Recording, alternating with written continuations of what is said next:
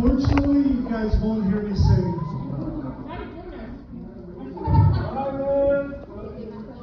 I'd just like to get everybody's attention. I thank everybody for being here. Everybody that supported this effort, because it was an effort. One thing that I want to say in the beginning is God has a plan. And you may not always get what you want in your plan, because my plan was being a Philly boy and having a son. And I never had a son, but I had 3 amazing daughters, Rosemary, Heather, and Ivy. And then my lovely wife, Tabitha, going to be on the quarter of a century.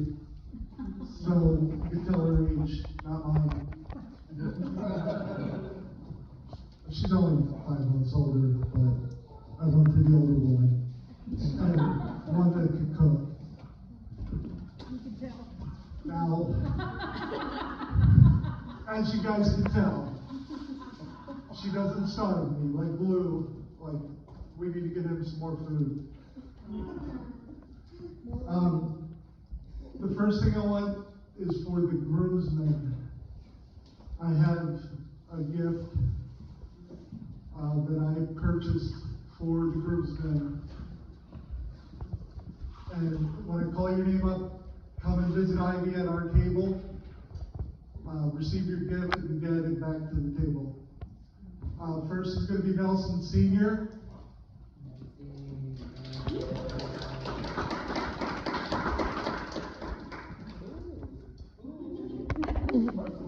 And these are shot glasses, but unfortunately we can't take shots. But they can take shots of Dr. Pepper if they want. And I'll partake in that for sure. Next up, even though he wasn't in the wedding party, but he is Miguel's twin brother, Nelson Jr. Please come up.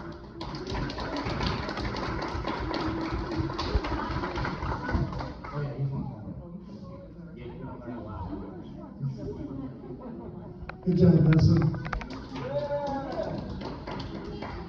Next up, I got my nephew, Dylan. Hold on.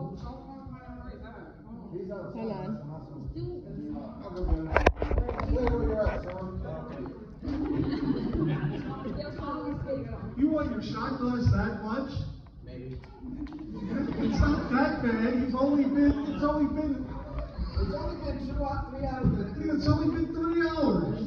What's 3 hours? I'm not approving of the dad's like getting home today, so. I can join in if you want. Have a shot. Yeah, me too. Yeah. Well, while we're waiting for my nephew, I will call up Pastor Lou. It's not very pastoral to give a shot glass to a pastor, but I wanted to get him something. Well, that wasn't, I didn't have to pay for that, so. And on the shot glass, it does say Lou, Pastor.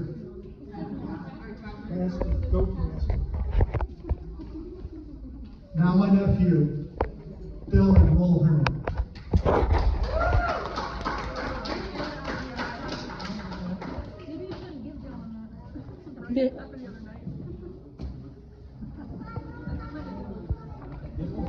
And I think we're done now, right? I got all the rules. Yep. Okay, let's go.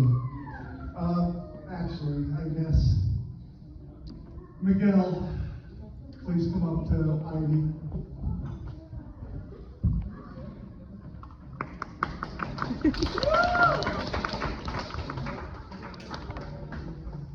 Now, family is something that's very important to me, and I am surrounded by a bunch of in-laws and a bunch of females, so you can tell why I'm bald. You've always been bald. every one of my siblings and Tabitha's siblings had done something for Rosemary or Miguel. So I want to give them some gratitude. Mainly, Grace, my sister, she grew up with Rosemary and did a lot of babysitting with my mom, which is no longer with us. But her and Rose were partners in crime, and it was like a tag team between those two, because I tortured Grace when she was little, and then my mom, and then Tabitha. So you guys can feel my pain. We're all being. Now, my other thorn in my side, Sarah D. She wasn't there when Rosemary was a baby, but she's been here since we've been in Greensboro. And we moved here in 2011. And when my little buddy Daisy was born, the hospital didn't communicate to Tabitha and I that there, or Miguel, which I was going to get into, but Sarah was right down the street. Rose was out of it. They said that she needed an emergency C-section and could have bled out. And Daisy was in jeopardy also. And we couldn't be there, and definitely Miguel didn't get a chance to be there when he actually went to the hospital with Rose. But Sarah was there for Rose while I was downstairs in the lobby, almost getting myself arrested to get Miguel upstairs. So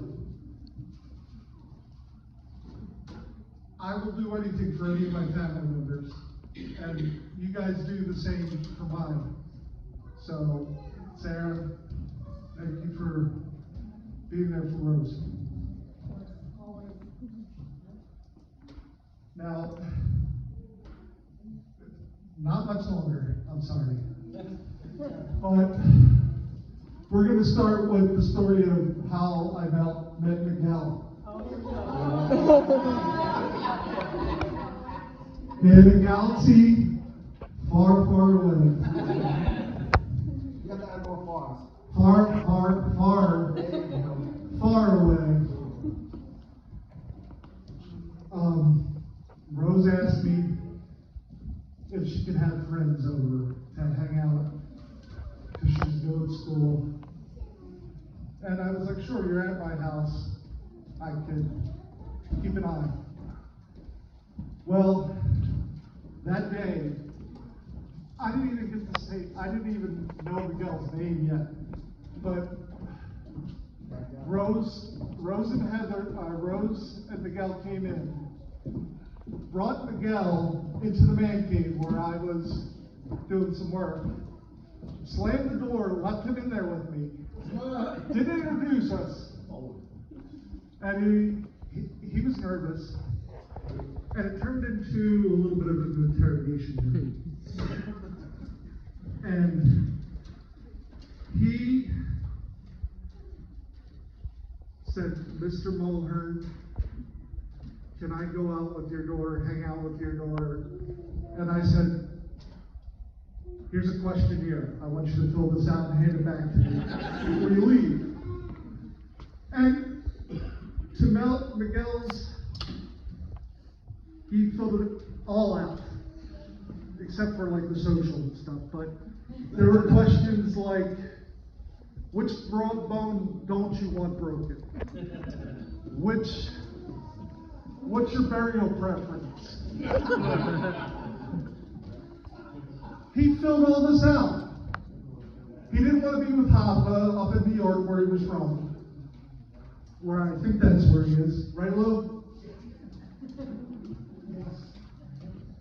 filled it out and has been very respectful of my daughter and my family, like my other daughters and Tabitha. So thank you, Miguel. I know I give you a hard time, but it's tough love. And I give that to my daughters. And you know that for being at my house. Now, for my little buddy Daisy, you were unexpected, to say the least. I went to work in the man cave, think I was doing my business, then I'm told Rose is being rushed to the hospital.